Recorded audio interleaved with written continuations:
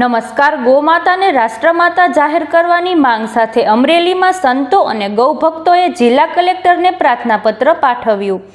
ગૌવંશના સંરક્ષણ માટે કડક કાયદો, ગૌહત્યા પર કાયમી પ્રતિબંધ અને અલગ ગૌ મંત્રાલયની રચનાની પણ માંગ કરવામાં આવી. અમરેલી જિલ્લામાંથી 2,53,400થી વધુ હસ્તાક્ષરો સાથે રજૂઆત કરવામાં આવી હતી. આ અભિયાન દેશભરના જિલ્લાઓમાં એકસાથે હાથ ધરાયું હોવાનું આયોજકોએ જણાવ્યું છે. વધુ સમાચાર માટે જોડાયેલા રહો RP Gujarat news, Rajkot.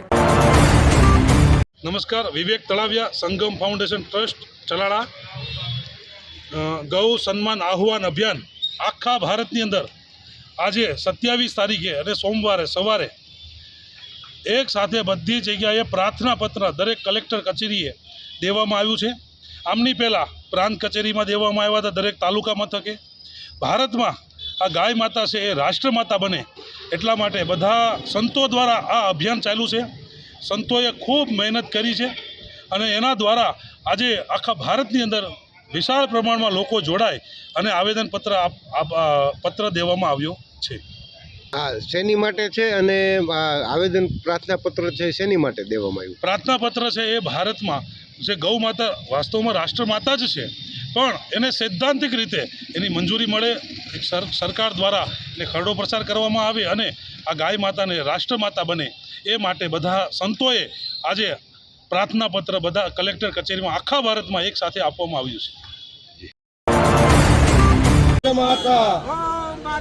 રાષ્ટ્રમાતા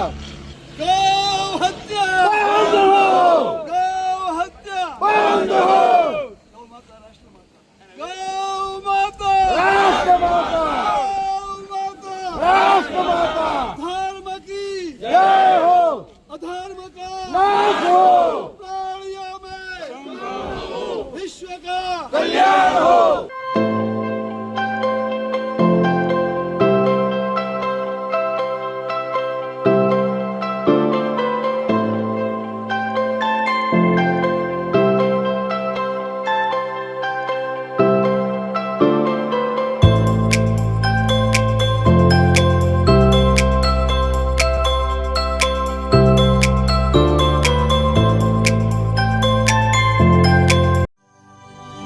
Audio